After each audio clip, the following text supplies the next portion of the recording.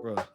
These is the times, and I make sure I even throw the picture up right here. But these are the times where I used to wake up early in the morning, put a full suit on, watch everything, going in there trying to dress to impress. Because back then you did have to kind of like sell yourself. You had to come in. If you was black, you had to be dressed nice. You couldn't just come in how I interview for Zoom interviews now. Back then you had to tie on a point, go get a cut, nice shoes, like not wear too anything outrageous, kind of like standard colors, blue, brown, maybe a black, gray, nothing fancy. So I'm like, I did all that, woke up early in the morning, driving to Richardson just for them to ghost me. To get it, recording the podcast on a Friday. Hey, man, you ever got ghosted by HR? Or Man, I won't plenty say of HR. times. We'll say HR by recruiter because Plenty of they are times, bro. different. What's your worst one that you can recount? Because I sent you the article and it was about someone that's got ghosted. I guess they went through a lot of interviews and got ghosted. Right. And I have one, like I've talked about this plenty of times, but I want to talk about it again. So what's I got yours? one worse than getting interviewed and getting ghosted. I signed an offer letter and got ghosted. So yeah, I mean, went through this interview process. It went well. Like I interviewed. This is back when in my network engineering days. But went through this interview process, went to the office, did all the HR stuff, interviewed with the team, the hiring manager, and then the CTO or some like VP of technology or something like that. So interview, everything goes well. 3 days later, I get a call from HR saying, "Hey, we're gonna send an offer over or whatever." And so, 1 second, a little parched. So anyway, yeah, they emailed the offer over. I signed it, and then sent all the stuff over. I'm excited. I'm thinking I got this job. And this is when I was going from network admin to network engineer. So this was like a step up for me. I'm thinking I got this job. Week go by, I don't hear anything. And so, I emailed the HR lady, don't hear anything back. 2 weeks go by. Luckily, I didn't put my 2 weeks notice in because I've always just been paranoid, like about putting my 2 weeks notice in before I'm like ready. But anyway, 2 weeks go by, don't hear back. And so I'm like, all right, like what's going on with this? So I went up to the office. And was like, there's like, oh, so and so's not here. I was like, it's okay, I'll wait. And so ended up sitting up there for like hour and a half and finally talking to the lady. And apparently, like, my background check didn't come back clean. And they just never even decided to say anything. They just was like, tough. So that's my ghosting story. I thought I had a job and I didn't. Okay. Mine's similar, but a little bit worse. Worse than having a job? Yeah, I'll tell you why. All right, go ahead. So for my listeners that's probably heard this before, or they may not have heard it before, I got laid off in 2018 and I was interviewing everywhere. So this particular time I was interviewing with Texas Instruments to be like a SOC lead. Now, in retrospect, at this time, I only had like a year of just SOC experience outside of like my 2 years in help desk, and then I had like a year of like working in a Noxo, 4 years experience or whatever. Do first interview, boom, dude knocked out of the water. Then the second one's cool. So at the second interview, they're talking to me as if I got the job, saying, "Oh yeah, we just got to bring you in so you can meet the team, see how you mesh well with everyone, and then we'll be pretty much wrapping up the offer." I'm like, "Cool, bet." So I'm going out. I think it was around matter of fact, I think this is around either my birthday or right after my birthday at this time. So I like laid off during my birthday at this time. So I'm going out. We went at the time. You went out and you was laid off? Oh yeah, I had to. Boy, reckless. Gas tank on E, but all drinks on me, huh? Yeah, well, I still was good at the time. Context was during that time I was in grad school, and I also had got a severance package. So I had got a refund check and I had a severance. So I was straight at the time. And this is also me just being a little bit immature at the time too, just thinking that the company, what they said was going to happen was going to happen.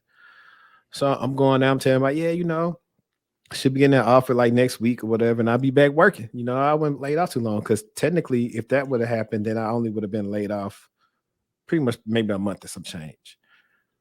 And so I started getting this is the reason why I used to be so biased towards thank you letters because it scarred me so bad. Just doing follow-ups after follow-ups. Matter of fact, I probably can when I let you talk, I probably could pull up the thank you note that I put. And I go back and listen, man, I was going out sad. But at the same time, and this is why I empathize with the people who are open to work who've been laid off. I already know how it is when you need to work. No one most of the time when it comes to our community doesn't prepare enough to sustain being laid off over a couple of weeks, let alone months. And so it's rough. So you're trying Some to get people back in can't the miss a saddle. paycheck. Right. So you're trying to do anything you can to get their attention. They're just not responding. They're pretty much ghosted me. And I just remember going back, like just being real mad at the whole situation. I'm like, bro, these is the times.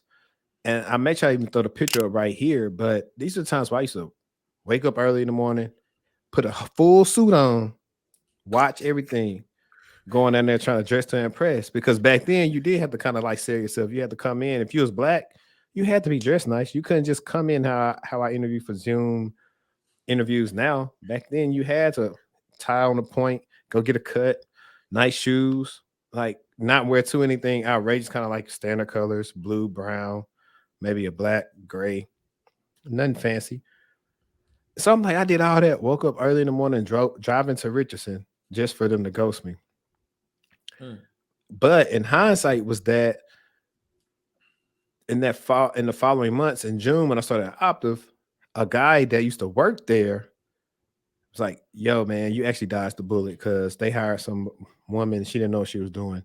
Plus, if I'm gonna be honest, they actually was lowballing that soccer role. Like I think I was making more just being like a regular threat analyst at Optiv over what they was gonna pay me for that lead role, and the benefits weren't the best. So what I know now, if I'd have had like a actual mentor, a coach to reach out to, they were like, "Don't worry about them. They full of it anyway. Like they underpaying you anyway, so don't worry about them. Like do this and that." But that ghosting story was like bad, so that always made me apprehensive to doing thank you letters because most of the time when I did a follow up or thank yous, most of the time back then I didn't get the job, so I was like.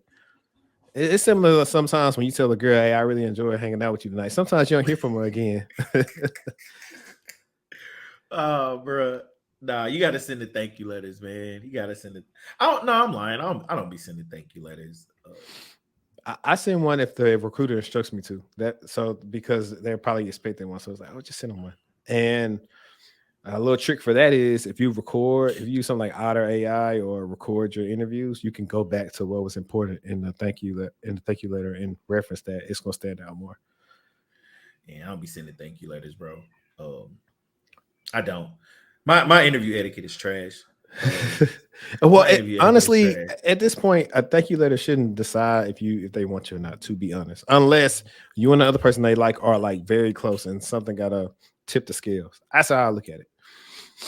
I think I feel differently about it because I interview people now. Same. Like, not gonna hold. You know what? I'm not even gonna say that. But look. I don't say thank you letters. But let's bring everybody in. Welcome back. This is episode 81 of the Textual Talk, where I'm your host, HD. Y'all already know for those of you that don't know who I am a cybersecurity professional, career coach, content creator, and just that dude, man. We got my co-host right here. Go ahead and introduce yourself for the listeners. Yo, what up? It's your boy. The E is for extra. Detection engineer, security researcher, and occasional podcaster, and also random thought generator. So if you need random thoughts, hit me up. I'll come up with one for you. He's also a SOC coach and a beautiful woman connoisseur. He forgot to mention that. This dude, bro, you make it so hot. You gotta relax. I had to make it hot because I tell everybody I live through Eric. Eric has a blast. I ain't got nothing, man. Hey, matter of fact, if you need to have a blast, I be chilling. Get at us behind the scenes. I will get you Eric's number. Hey, I mean, we litty. My boy over here making it hot, but we definitely sensational. But nah, bro, you can't play the future joint behind me, bro. Nah, man, you can't do it like that. But welcome back, guys. We have been, it's pretty much almost end of March. And if you're listening to this now, guys, it's my birthday week. So your boy will be 3-1, March 30th on Thursday. So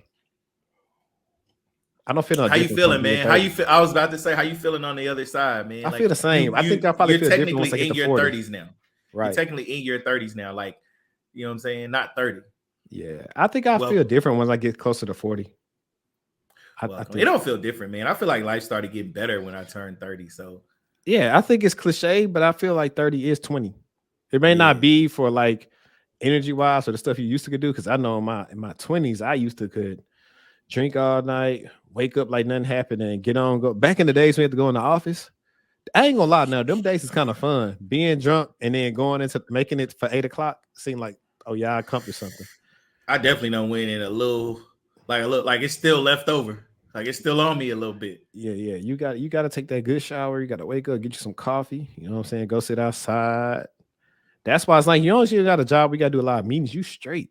So that's why I was Mm-hmm. always like good. Like, and then all my favorite jobs, most of the time I stayed around the corner from them. So when I worked in Optiv, our first office was kind of close to Plano, Carrollton. My spot probably was like 5-10 minutes away.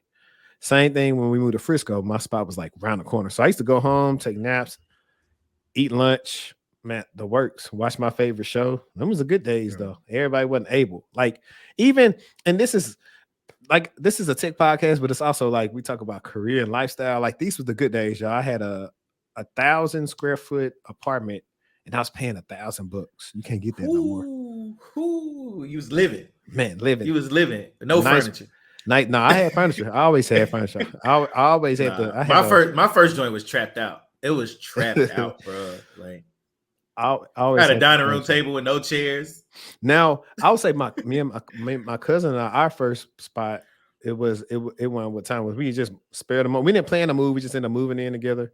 We had to go find some furniture. I had to, or did we get a table? Somebody got a table from somebody. I went and got a TV for the living room, and that was also look. This may help people that may been like us in the past. For me, like most black parents are scared of credit. Credit is taboo. You don't know a lot about it. Mm-hmm. I had to go buy. I made enough money to afford the things, but my credit wasn't there because I didn't have a credit history at the time. This was almost 10 years ago. So I went to Ivan Smith Furniture and I got furniture. And the guy said, "Hey, don't pay it off fast. Leave it open for like 6 months, then pay it off." And that's what I did. And it helped my credit Mm-hmm. out a lot. Yeah. And so I was able to go get a bedroom suit. Now my room was straight. I had actual shower curtains, and hand You was fancy, towels. bro. You was Well, like Mike Lowry, I bro. also had a girlfriend at the time too, so Mm. they're gonna always come in and either let you know, "Hey, I ain't coming over here. It's dirty or whatever." But My shit was no, trapped out. my Frisco I ain't joint had no was nice patio though. furniture. I had this super nice patio. Ah I had man, two milk crates and like a fold up table out there. that's definitely bachelor style. That's college style. Back in the you didn't It have was a my head, first. It was the first apartment, man. Like I no didn't know what to put headboard or in there. nothing. Straight No mattresses headboard or shell nothing. shell on the Straight ground. bed frame. No, I went on the. I had the frame at least. I had the frame at least. Yeah, man. We got to get into some tech though. We we got to we get to some definitely tech. do. We definitely do. And I'm trying to think about some of the takes, or this may be more of the ones that is for the audience, because this audience is a people that want to be informed about tech news, but also helping their careers and everything else. So on LinkedIn yesterday, I asked a poll about people who are trying to pivot into cybersecurity, and I asked them about what was their biggest issues. Did they think it was interviews, learning the skills, and I forgot the other two, but majority of the people, almost 50% of people, 48% of the people voted for interviews. Mm. And I didn't get a chance to go deep into this, but this is something that a lot of my clients struggle with. And I have to keep on beating it over the head with them. It's like, hey, this is marketing and you have to stick out to get yourself an interview, because a lot of you are entry level and there's everyone's applying to entry level roles. And that's why it's so hard. It's competitive. Entry level roles are extremely competitive. right? And that's the whole reason why you have to set yourself up to look better than everyone else. That's why you have to go find someone either on that team or hiring manager, recruiter, or maybe a recruiter can point you to people. Like I have some scripts that I use that I give to my clients to help them just keep it short, sweet, and concise so they can reach out to people, because a lot of times we send too much information, too much small talk. People Mhm. don't feel like answering back. And I'm just trying to look. Recruiters probably got 1,000 people in their inbox, people emailing them. Just send what you need to send. If they see it, they'll respond. If not, they won't. There's nothing wrong with being direct either. No, no, Like, exactly. That's what I'm teaching them, how to yeah, be direct. because some of the best ones I get are people that just like, yo, I'm applying for a job. I see you work on that team. Right. Like be direct. Like don't come and be like, oh, how you do? I mean, be cordial, right? Like have some manners. I'm Southern, right? So you know how when you Southern, you walk in the room, it's like you ain't gonna speak to nobody. Like Hmm. I'm still very much like that, but uh I appreciate the direct approach. I'm trying to work on this team. Can you share any information about where y'all are in the hiring process? I don't mind answering questions that I'm able to answer, right? But I'm trying to work for this team. Here's my skill set. What does the day to day look like for somebody in this role? Do you work closely with this role? Like those are the questions I like answering, because one, it tells me that you're serious about actually understanding how to be successful in the role, and that's who I want as a teammate.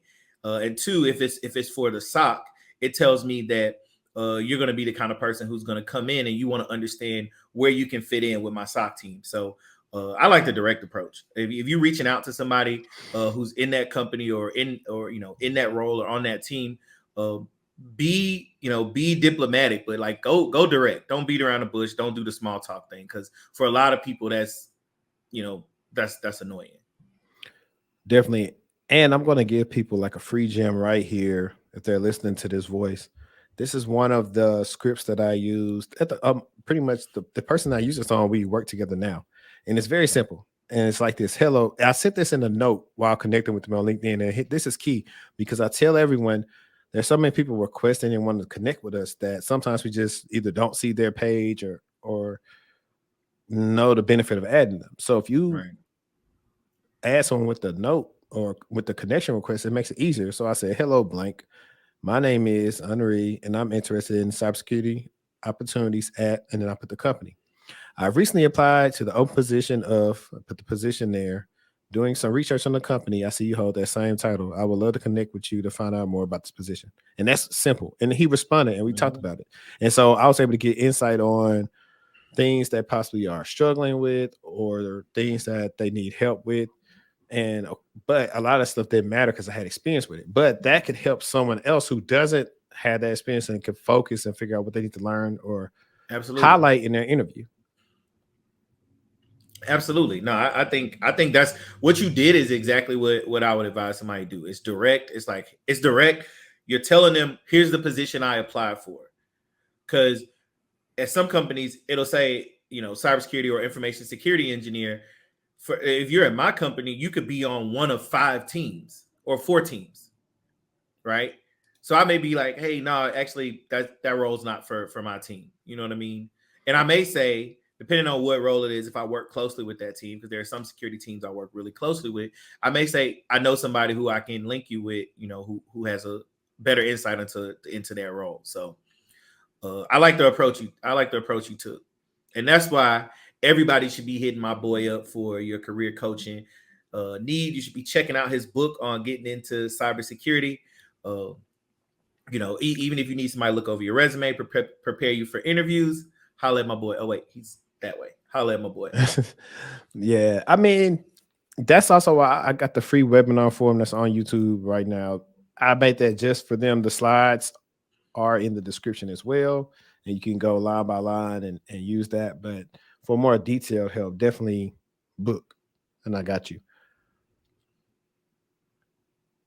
You said at the beginning we were going to talk about times we bombed interviews. Oh yeah, yeah, yeah, yeah.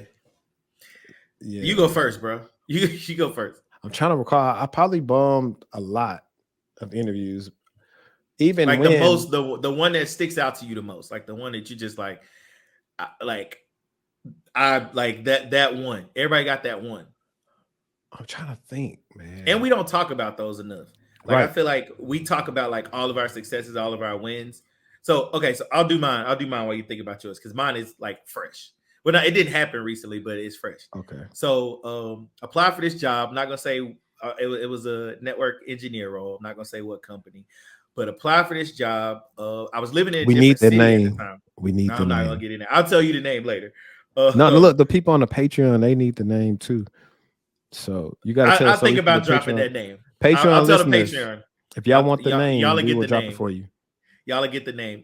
So anyway, flew me out. All right. So I started bombing the interview from go. Right. So I did the initial stuff, did the talk, and they booked my flight and hotel and stuff to fly me out to interview. Right. So first off, I was leaving on a Friday at like maybe 8 o'clock or something like that. Enough time between like work and like to get ready to go. My ass decided I was going to go to a happy hour with the homie.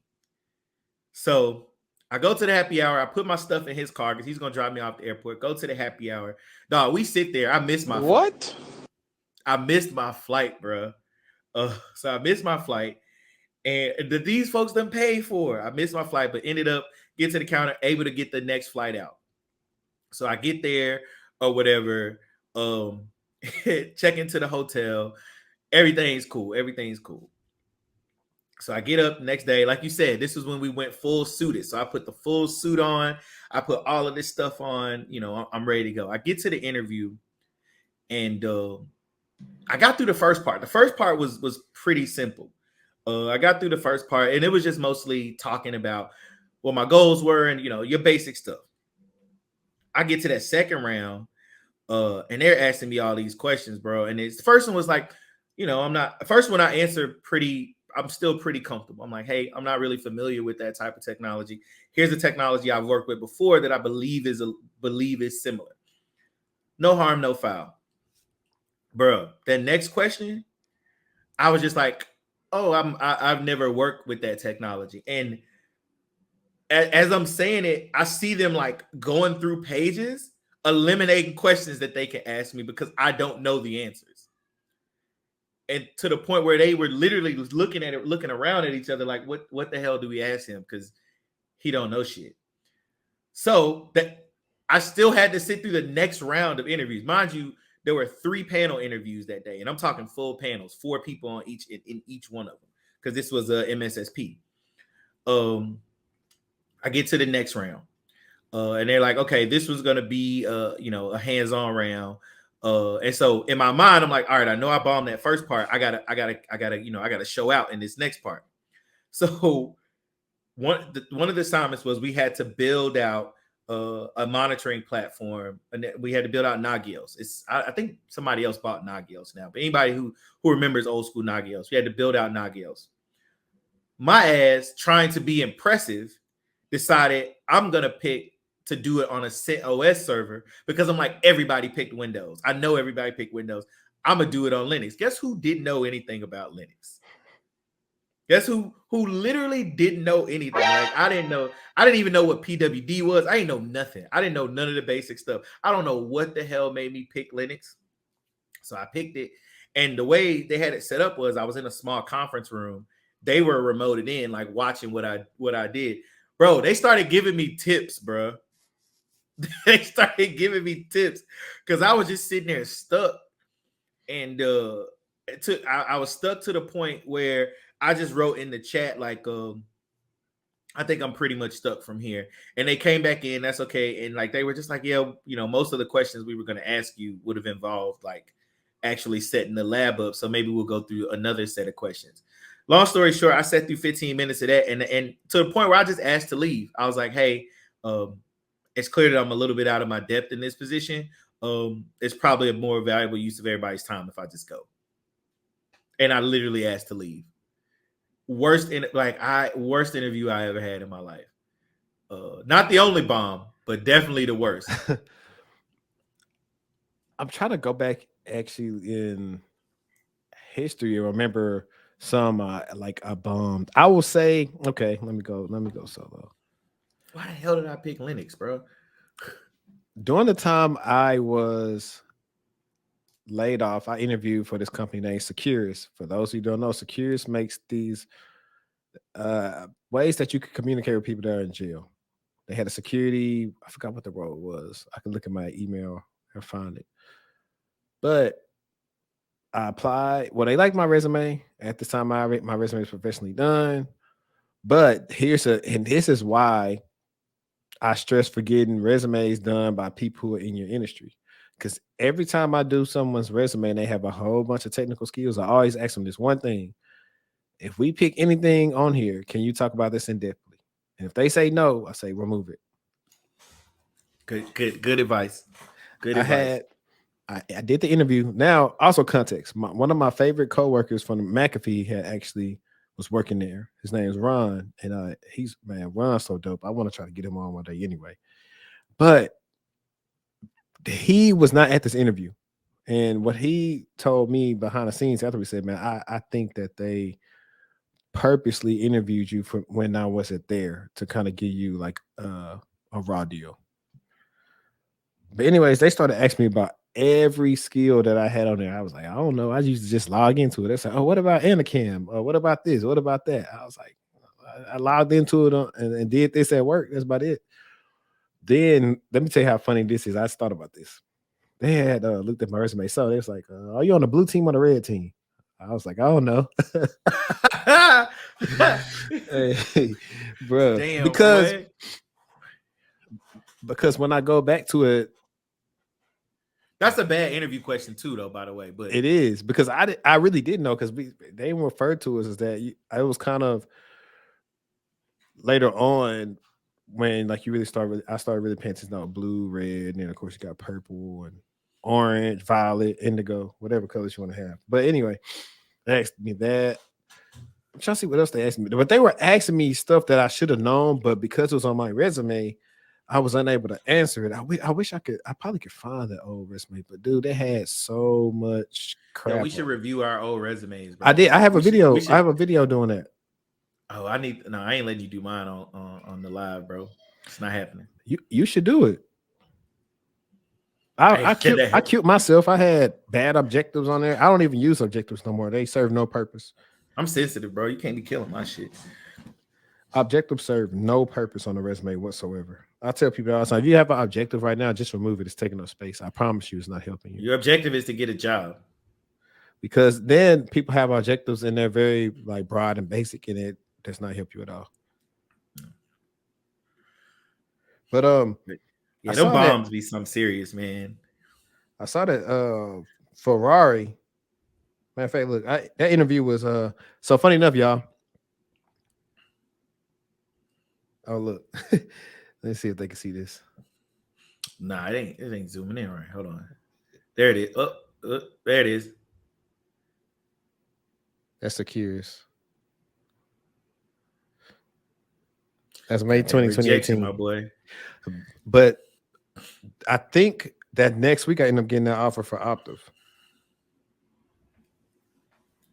Then So I'm go ahead. no, I was gonna say. So what do you think your big? Well, you already said yours. Your biggest takeaway was to make sure you can speak to everything on your resume. I would say my biggest takeaway is when you go into an interview, build a story and a narrative and steer the conversation towards what you know. One of the things that stood out to me for that interview was in the first part of the interview, the team I was talking with were a bunch of networking guys, so I felt really really comfortable in that part of the interview. But when I started talking to the server guys and the management and stuff like that, I was kind of trying to like put on and bolster myself and like almost present myself as if I knew everything, and that's what hurt me. Like I steered them down a line of questioning that I knew I wouldn't prepare for, or I wasn't prepared for. So yeah, make sure you have a lot of control in these interviews. When they ask you the questions, you can steer the conversation in the direction that you want the interview to go. So if you're strong in networking, steer the conversation towards networking. If you're strong in triage and analysis, steer the conversation towards triage and analysis. If you're strong in configuration management and managing controls, steer the conversation towards that. I think Dayspring, shout out to Day. posted one time on LinkedIn that was just like, start from where you are. If you want to get into security and you're already working in cloud, start at cloud security. If you want to get into security and you're already working in help desk, you probably have more experience with securing endpoints and identity and access than most than somebody coming from a networking background. So that's my biggest takeaway, and that's one of the things that has served me really, really well in the interview. Going in there being like, I know what this interview is going to be about because I know how I'm about to answer these questions, and so it never feels like I'm nervous or not prepared. Ferrari says ransomware attack exposed customers' personal data. I saw this the other day that Ferrari suffered a ransomware attack. I think it was on LinkedIn. Yeah, I saw it on LinkedIn. I didn't get a chance to read the article, so this is just a blind reaction to it. But it's like how we've been saying these last couple of episodes that every industry needs us, and stop just looking for big tech companies. Because Ferrari I guarantee Ferrari is paying people good money to help protect them, and they're gonna raise the price up some more after this because they're gonna be like, obviously we had incompetence on our team. Yeah, or look at that supply chain. Like, who's making those cars? Like, Ferrari's supply chain is probably more valuable to them than their customer data. For real, for real. Man, this Ferrari clean as hell. I Italian wouldn't do red though; it'd have to be black. I know why I gotta be black for you. Italian supercar manufacturer Ferrari has confirmed it was hit by a ransomware attack that exposed customers' personal information. We regret to inform you of a cyber incident at Ferrari, where a threat actor was able to access a limited number of systems in our IT environment. Ferrari CEO Benedetto Vigna said in a letter sent to affected customers. Was that your Benedetto voice? I was just trying to change the voice when I was kind of reading what somebody else said. The car maker said the hackers accessed customer names, addresses, email addresses, and telephone numbers based on this investigation so far. Said no payment information or details of Ferrari cars owned or ordered have been stolen. Though it's not clear if the car maker has that technical ability, such as logs to detect data exfiltration. Hang on, let's read that again. Ferrari cars owned or ordered have been stolen, though it's not clear if the car maker has the technical ability, such as logs to detect data exfiltration. That stuck out to me because every single time I see a breach thing, I always wonder, hey, who got to the alerts first? Did this just keep going on, or did they ever look at it? I always wonder that. But this is the case that I make all the time, where we have to invest just as much, if not more, into our detective controls as we do our preventative controls. You're going to get popped. It's going to happen, right? But if you have proper detective controls in place, like logging, so it serves two purposes. One, it's going to make it noisy as hell for that attacker to move through your environment. It's gonna be firing off alerts, and your SOC it's gonna make it extremely noisy. Two, in situations like this, you're essentially putting bookmarks and dog earing like certain points of the story of that attack for your incident response team. So now incident response team doesn't have to go in there blind and like put the story back together. Your detections and your alerts are like bookmarks, right? So it's saying like, oh, we saw them hit a bad.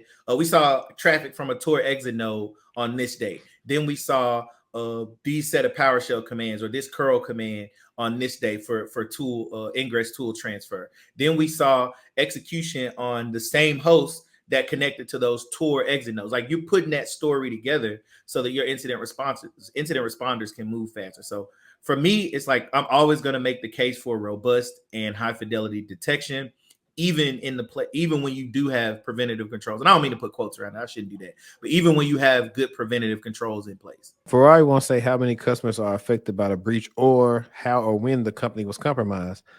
The car maker hasn't responded to TechCrunch questions. That's because they probably don't know yet.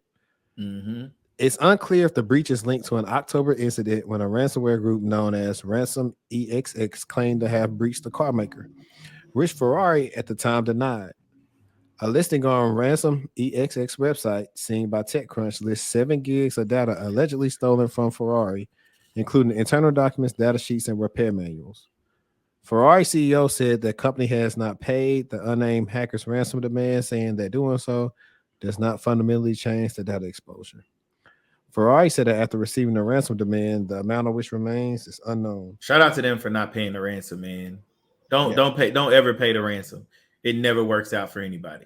So if you're interested in course careers, please use my link that's in the description and use my coupon code. Get $50 off, especially if you want to do IT. Use Josh Matacor's course and get your IT job quickly. Or if you want to do tech sales. Tech sales, like I said, you can get 6 figures pretty quickly. So also what I would like to say about that is they don't know if they've been breached yet because I would say they probably were breached in October, and it's stemming from that they possibly did not set up what they need to set up monitoring wise just to see if these people were still in their environment. Also, did they verify if they actually stole any data? Because they could just be lying on there, like, oh yeah, we got your data, we pay us money. They could be bluffing. Yeah, that 7 gigs could be trash. Right. It could be some stuff that they just pulled offline that's public accessible. So that's a big one as well. But like I said, this is job security. Sometimes I feel like the stuff is fixed or scheduled, but sometimes you just never know, man. Yeah. What would you advise them to do in this situation? I mean, Ferrari or the listeners. For the listeners, Ferrari, definitely. It sounds like they need to increase their, like I said, they need to increase their detection and logging capabilities. They need to increase some sort of logging. It sounds like maybe it looks like I saw they're using a third-party security company. Maybe they need some in-house security people. Maybe they need some people building better controls. From a technical standpoint, data loss prevention strategies could help.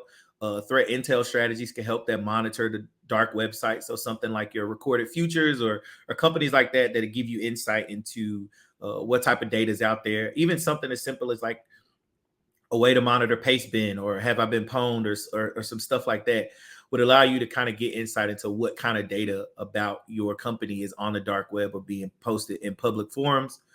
And yeah, I mean, logging, increase your logging capability, increase your detection capability. And by doing so, you increase everything else. You improve your ability to respond to these alerts, but you also improve your ability to forensicate and go back and see what happened and understand exactly what was exposed. Because that's a big question when it comes to recovery from an incident, right? It's like, do we fully understand what was exposed, and what these attackers went after? That could be some sort of indicator of how they went about doing this. So yeah, logging and increasing those incident response capabilities would be my advice if I was advising them. But they ain't paying me, so I ain't giving the full details. Right. Hit me up, Ferrari. That's what I'm saying, Ferrari. Hit up the SOC coach if you need help. He can definitely consult you guys. We get your SOC in order. We will get your SOC in order. Hey, that's actually a good slogan. That's a good slogan. I gotta change that. I can't. The SOC coach. No, you can use that. My motto is I gotta play. I don't know. I don't have. You always gotta play. I always gotta play. But and here's one thing. So we should have touched on this earlier, right? But now this is when everything just always interchangeable and it goes with everything. This reminds me of a conversation I had with a client this week. They were interviewing for a role at a company. I don't say the company name, Sophos. And before they did the interview, I had them do my SOC analyst interview questions. And they answered them, but I went back and I reviewed them live time in a Loom video to show them, hey, this is not enough depth in order to answer these in an interview. And that's kind of one of the feedbacks that he got after he did the interview, because he thought he probably did decent, but he could have did better if he worked on some of that. And reading these articles and figuring out ways that they could have mitigated some of these things, it's kind of like reversing knowing what to do. So reading it. Yeah, that's a good point. And then going back and studying the lessons learned, you could come up with solutions in interviews where you don't maybe not have the most experience, but you show that you stay current with news, because the company you're working with may run into breach. I can tell you guys right now that since I've been back to Blue Team, I've been working with incidents almost like every day, whether it's us, well, not really us, but our third-party vendors, making sure like we're not compromising this thing. And so that's also what I want to say right now is, like you said, suppliers. So it's not only just Ferrari, it's potential suppliers and other vendors that they work Mm-hmm. with that's possibly been hit as well. And so now everybody is reaching out to Ferrari, trying to figure out, hey, is our data out there? Is it access? Yep. And they gave you some clues in that article. To your point, reading the stuff, they gave you a threat actor group. Go look at that threat actor group's TTPs. I guarantee you they're not changing them. Right. Mm-hmm. So go look at that threat act. So here's a use case for anybody listening who's working in a SOC or who wants to work in a SOC, who wants to learn this stuff. Here's a real quick use case. Look at that article. Look at the threat actor group they named. I think it was Ransom X or some, whoever they said. Go look, do some research on that threat actor group. Look up their TTPs. Go through that kill chain and figure out how you would detect and how you would respond to each step in that kill chain. Right. And so then when you're in an interview and they ask you, say, okay, well, what recent cybersecurity incidents have you learned about? Not only can you tell them about this incident, you can say, it happened from this threat actor, and I think there were several points in which they could have detected and or responded. And then you map out that entire kill chain. It's a way to learn how to do what we do. Researching a threat actor group and saying, okay, how do they get in? Oh, they get in, do phishing. Can I analyze phishing emails? What's their execution strategy?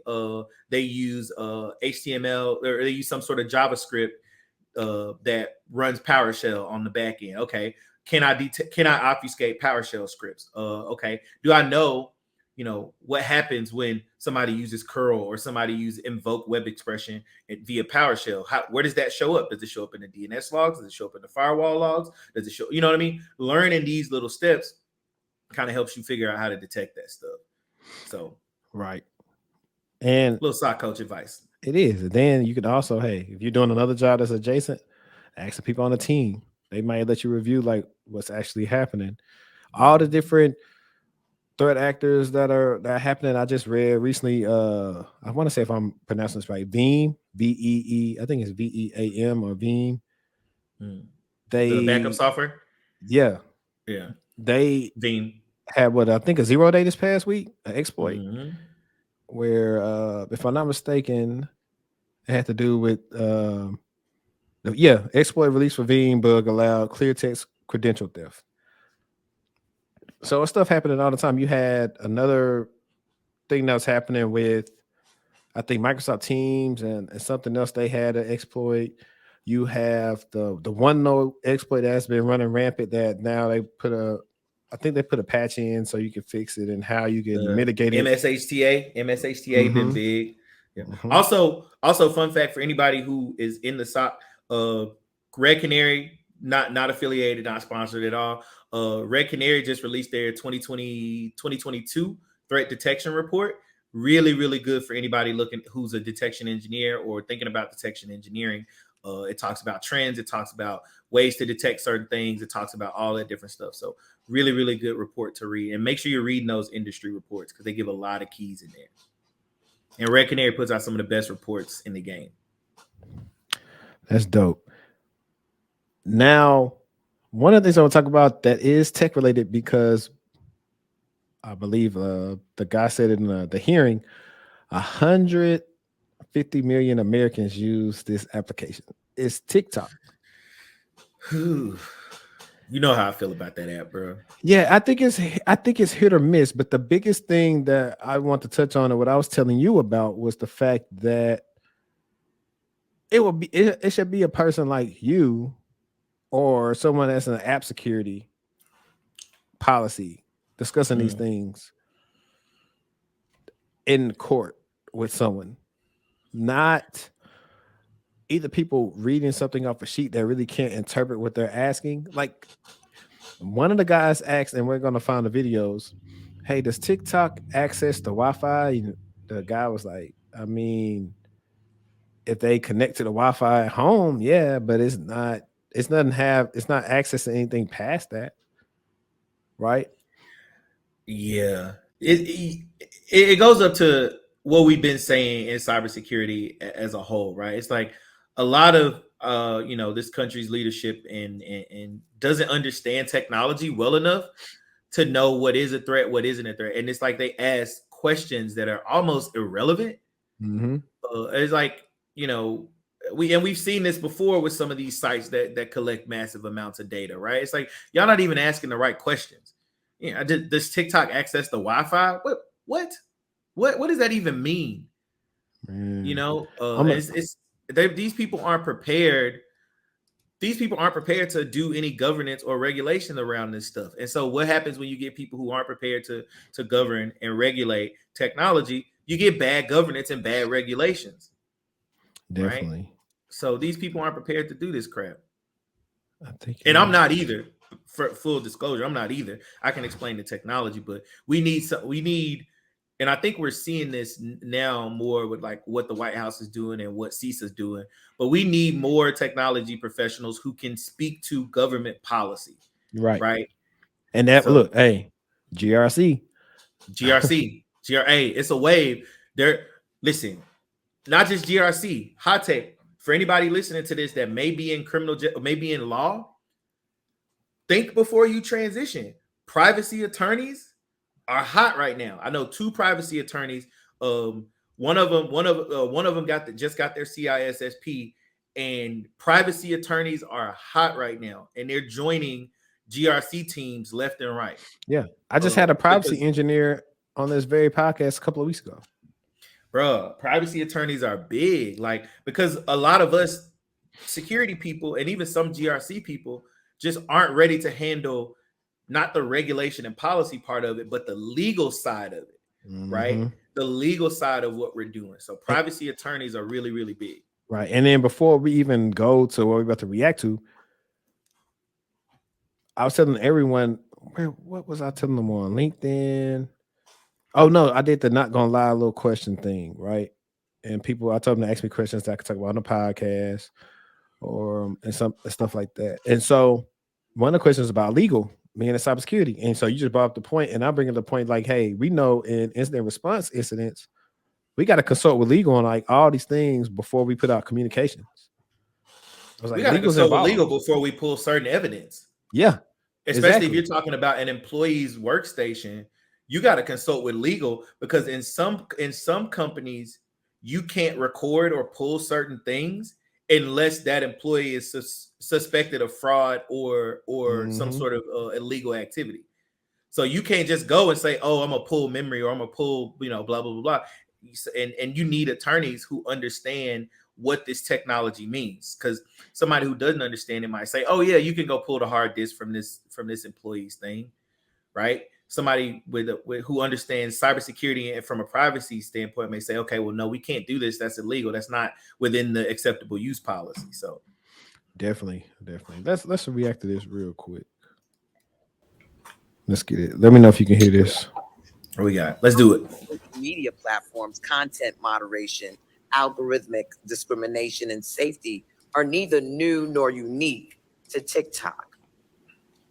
For example, I was disturbed by reports that TikTok content moderation algorithm flagged words like Black or Black Lives Matter as inappropriate content.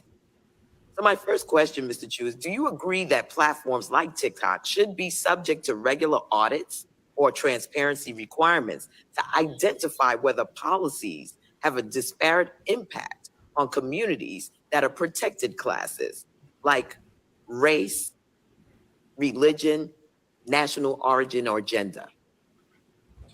I think, Congresswoman, I think platforms should be very transparent. You can come and say whatever you want, as long as you don't violate the rules of safety that were put in place.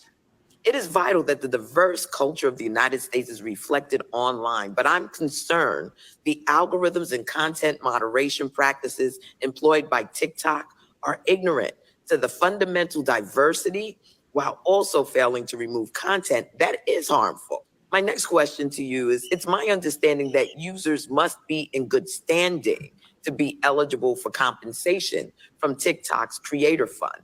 For example, they can't have violated community guidelines. Is this correct?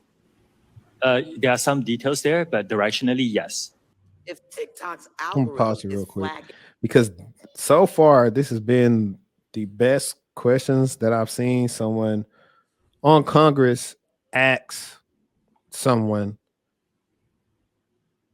through all these little TikToks to me. And she's gonna go on to say and talking about when it comes to compensation on these apps. But my issue, not with her, but in general, is y'all are doing this to TikTok, and we already know why. Because China. That's why. The big thing is China. If China wasn't That's on the big TikTok, thing. Yeah. they would not care. However, y'all are pressing, this man about compensation from TikTok. Yet Instagram just said, "Hey, we're not paying people for reels anymore." Verbatim. That's what they said.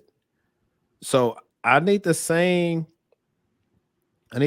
smoke that y'all give TikTok to Instagram, because companies still use Instagram to run ads and they still want their ads seen, and you still have content creators on there making content for your app. And Well, I mean, you know why Instagram's skating, bro? Their parent company been skating. Yeah. But I mean, at one point in time, they tried to do this with them, and then they I had to go back to what Zuck said in court, but for the most part, it was along the similar things of like, hey, no, you guys can't access this, or because I think this happened. I think they had this same conversation with Apple, and Apple probably is one of the better companies that actually believes in privacy for their users, hands down. I would say that Apple is probably one of the better companies that does like care about that and will not just give you some just because you say no, we're not just giving you data just because you want to. Right. So I will say that about Apple, but we all know that's the elephant in the room, and I do not like when it tries to be somewhat disingenuous on their behalf of why they're doing it, and so I need to find the exact one that I sent you. I'm gonna let this play out while I find the other one. Hacking content incorrectly, resulting in creators violating community guidelines when in fact they have not. Those creators would not be eligible to receive compensation under the Creator Fund, correct? We do have an appeals process. You have an appeals process, okay. Yes. In my view, if TikTok employs algorithms that disproportionately remove content from Black creators, it disproportionately silences and excludes Black creators from compensation opportunities. And this problem happens in parallel to the lack of adequate recognition, attribution, and compensation to Black creatives for their content. You better the speak, girl. exploitation, cultural misappropriations, the erasure of Black creatives' ownership of their fashion, art, and media is nothing new. We need transparency, accountability, and bold action to mitigate against misinformation, bias, and exclusion of certain communities from the opportunities present on platforms like TikTok. She's spitting, G. So let me just say this. I'm concerned about transparency. I am concerned about algorithmic accountability. And I'm not clear that your organization holds those values. She's spitting, G. But I see what you're saying. Like, they're not bringing that smoke because everybody's algorithm is biased towards Black and brown people. We know that. We talk about it all the time. Everybody's algorithm is biased towards Black and brown people. We've seen it with ChatGPT. We've seen it with some of these facial recognition softwares. We've seen it with some of these image recognition software. We've seen it a lot. But she's spitting. I like her. I don't even know who that is. I got to look that congresswoman up. Right. And I'm now going to share this one with this condescending young lady. Just the way the energy she gave off when she came on here was atrocious to me, because I was like, look how you came off at people. And this is why the people that she was referring to in the video have that type of level of smoke towards her. So we're going to probably pause it frequently in between this so we can address some things that she says that I feel like that are inaccurate. Her frame's fire, though. Is the majority of people, particularly tech bros on this app who are talking about the TikTok ban and these congressional hearings, have no idea what the fuck they're talking about. Because so is that you? I agree. Yeah, that's me. My bad, y'all. Okay. Nah, you good. That'll be cut out. But so if we stop it right there, that's where she probably missed a lot of people and they just stopped even listening to what she said, because she insulted the people who are obviously more savvy in technology than possibly she is. And most I don't of know, the, bro. I kind of agree with her. well, no. Well, remember what we talked about?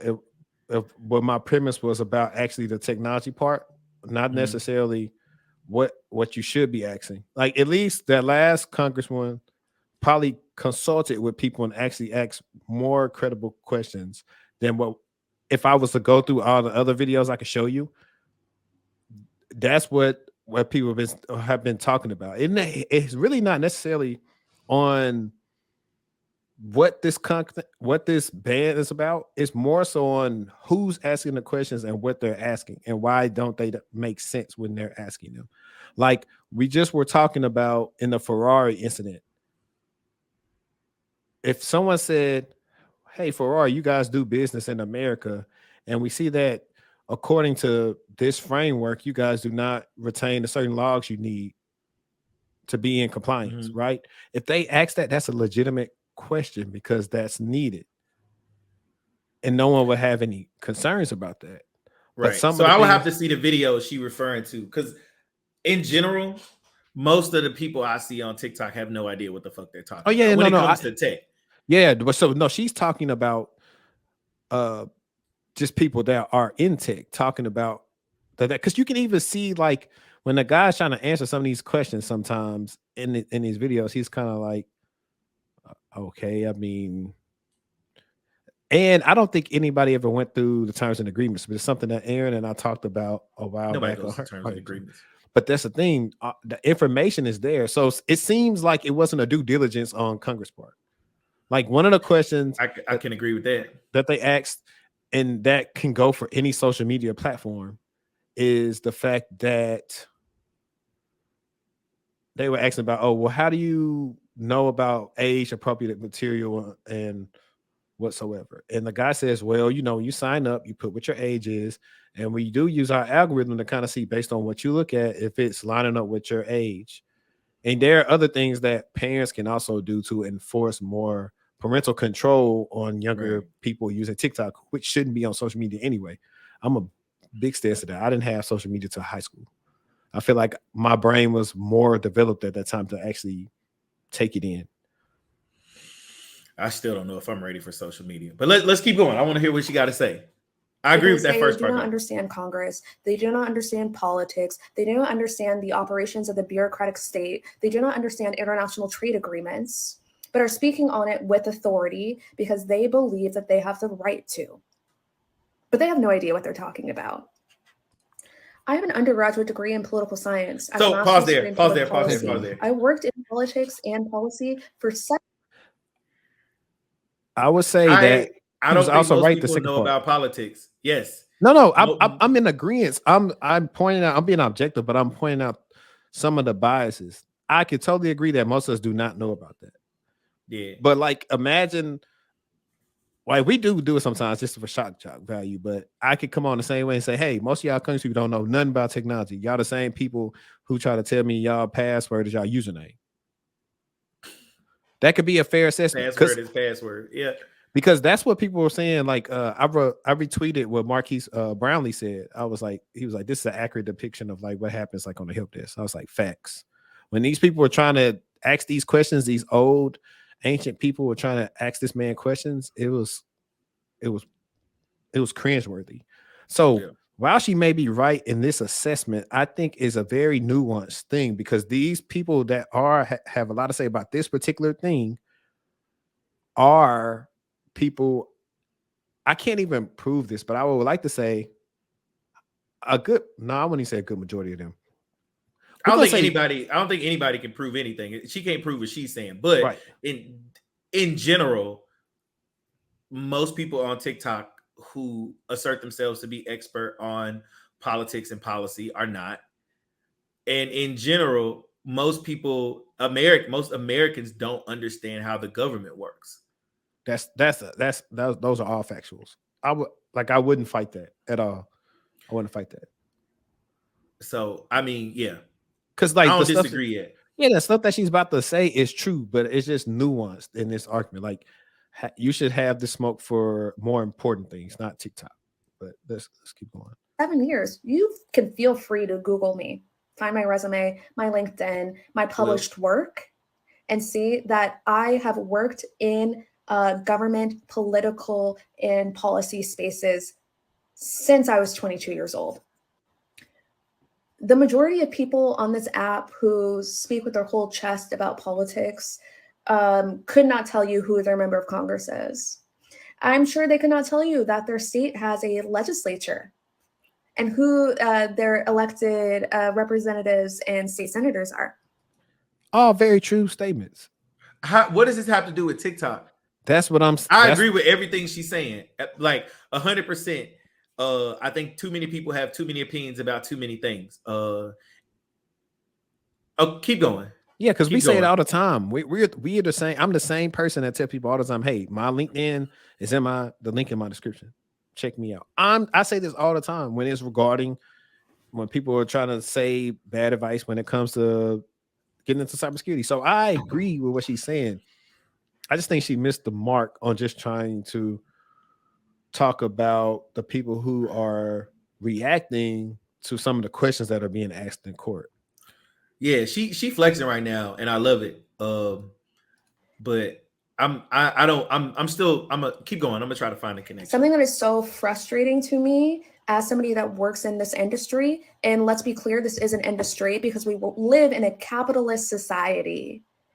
But the industry that I work in is literally one of the only industries where people that do not have any kind of formalized training are allowed to just speak on it with authority. That's false. It's not the only one. Right. It's definitely not the only one. Right. And but yeah, that's not the only false one. like this, but like I'm rocking with her, but I just not the like. I definitely rock. I with guarantee. Bree. What up, Bree? I rock with Bree. I guarantee you. Yeah. I bet you do. Relax. My type though, brown skin. Okay, brown skin. Go ahead, bro. Before you get me in trouble, are allowed to just influence decision makers and become decision makers without having any kind of clear understanding of the fact that this shit is hard and complicated. Mm-hmm. Now that I will agree with. All this stuff is. Yeah. It is 100%. hard and complicated. We can go on simple things as when it comes to audits and compliance. Even what I have to do, like when I was doing the GRC stuff. It is. So it's the same thing. So I get what she's saying, but I just think she could have made the statement without just talking about the TikTok thing. I think she could have just put it in general. Yeah, no, 100%. This statement stands true, period. Like on its own, without TikTok, without any other hearing to be referred to, this statement stands true. Like this is just true. It looks like she's finna get into TikTok. So now I want to see where we go with this one. We're not getting rid of TikTok, you guys. We're not. And you know why I know that?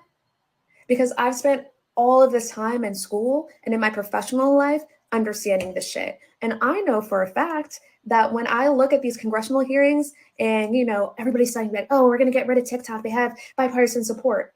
Okay, sure. But they have like 10 Democrats out of the hundreds. We're not getting rid of TikTok because if we get rid of TikTok, China is going to say Apple is going to be forced to stop manufacturing in China. And that's not going to happen either. This is a distraction. This is fear mongering, and this is a distraction because there's bigger fish to fry. We're not getting rid of fucking TikTok. We're not. So, bro, I agree with everything she said. I agree. I love her energy, and I can absolutely tell that glass was full before she started to make this video. Before she decided to make this video. I find Bree, bro. I want to be friends with her. Find her, bro. Find her. I want to be friends with her. Like, she funny, bro. She is funny. I agree. I agree as well. It's like I don't think it had nothing to do with TikTok. Right. I never for once thought we was gonna get it banned either. Like I have more sense to know that no, because there are many things that should be banned. Yeah, man. I think TikTok is like TikTok is hilarious when it comes to social commentary like that. Matter of fact, let's see how many. I need to see how many TikTok. I feel like you. I mean, me and you have talked offline of just how I feel about like it's weird that everybody has an opinion about this thing, right? Where it's just like even me as a cybersecurity professional, right? Like I can tell you some of the implications of data exposure, right? But that's it. I can't really get into the policy of it, and I can't get into all of this other stuff, right? I can get into how we know that this app may or may not be controlled by one of the largest cyber superpowers in the world, but like, and I still don't even know that for a fact, right? So it's just weird to me that when stuff like this happens, everybody has an opinion. It's the same thing with the bank shit, right? When we saw the stuff with the bank shit, now everybody's an economist. All of a sudden, everybody's an economist. Right. And that's why I made sure that when we had our combo, it wasn't built off, oh, we got expertise in this. It was actually how we feel about being people that potentially work for startups or tech startups, and these companies reach out to us. So maybe potentially being a person that's, have a high position at a startup just off of experience. So that's where I came from. I ain't touching none of debt sibling and no. I don't, so I like her energy. Definitely want to have a drink with her. Don't see how it relates to TikTok, but also I'm not on TikTok. I don't even know what people are saying. I don't see the videos that are out. So and I'm also like not on Twitter right now, so I don't even know what's going on with the conversation. Right. It's not much. It's more the same, the dumb things. Just the content over everything. That's pretty much what it is, to be quite honest with you. I'd be curious to actually hear her kind of break down some of that policy, though, for people like me who don't understand it, right? I think we will understand it. I think we just don't read it because we have dictionaries. If we take the policy out and we just look at it line by line, we will understand like some of it. I'm gonna leave that to the professionals. Get you some policy and some politics friends to be like, hey, it's similar to like a company set up a policy. Hey, you cannot print to any other printer that's not on our network. Like I tried to print some on my work laptop, it would not let me print it. Smart policy though. Yeah, I would love to hear her take on just about anything if she bring that same energy though. Right. But all right, so we're gonna wrap this thing up, but this is gonna be the segment towards the end where I answer a question from a listener or subscriber or follower. So we have an anonymous message that says, what is the best way to go from a sysadmin to security engineer or a role that is specific to cybersecurity? Now, since they asked this anonymously, I can't really answer it because it's too high level. Because I don't know what type of security engineer you want to be. I don't know what you're interested in cybersecurity. So it's hard for me to give you an answer if I don't know those things. Because just to say you can get a cybersecurity, sure, sysadmin really is a low-key a cybersecurity role. It just got the title of sysadmin, so they don't have to pay you cybersecurity salary. Yeah, I agree. It'd be hard to answer this question because systems administrator could mean you're working with a bunch of servers. It could mean you're working with cloud. I'll say this just as a general thing. General path to getting into cybersecurity, again, is start from where you are. If you're working with servers and you do patching, maybe vulnerability management is your route because you understand those vulnerabilities. Overarching thing, figure out what you want to do in security. Figure out what technology and tools you like to working with. Yep. Figure out what you want to do in security. Figure out what tools you want to work with. Figure out how you can acquire knowledge and skills with those tools. Figure out what processes are involved in the day-to-day of doing that job, and then practice with those tools and those processes. And then make sure you're documenting as you practice with those tools and those processes so that you can speak to it when it's time to do an interview. Those are the general steps. Like DZ said, it'd be hard not understanding where you're coming from and where you want to go. But those are the general steps I would take. Yeah, that's the same thing. Like that's the whole reason why I made the webinar for people like you, so that you could go and view it and then say, okay, now I know my path. Now I know I can do this. Now I know I can do that. Okay, I do some of this already. Let me just go lean more towards this area. Right?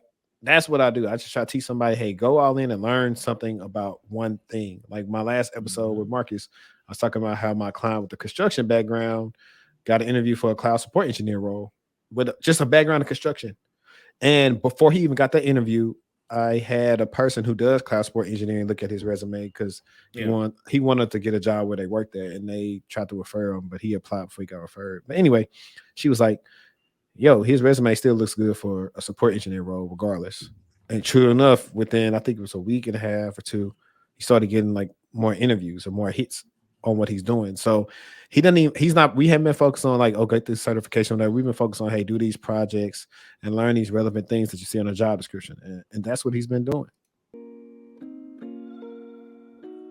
Yeah, man. Good question. Good question. Specificity around it. Yeah, it seemed like he was going out a little bit right there. Yeah. There you go. But all right. Everybody that's tuned in, I appreciate y'all. Please leave a comment, share this out if you enjoyed this episode. If you're listening on Apple Podcasts, Spotify, or Google Podcasts, please make sure to leave us a review. Let us know you'd like to tap in with us, join the mailing list, subscribe to the Patreon, because I'm telling you right now, I got some good things coming up. We're on the fast track to get to 100 episodes, and we will definitely have a special 100th episode in the works for you guys. So I appreciate y'all, because a lot of podcasts don't make it past like 3 episodes, to be honest. I've seen a lot of podcasts flame out. It's not easy. It takes work. It takes people that actually have value to bring to the audience, and that's what we bring to y'all, man. So I appreciate it. Thank you for rocking with us. And as always, let's stay textual, and we out. We out. Peace.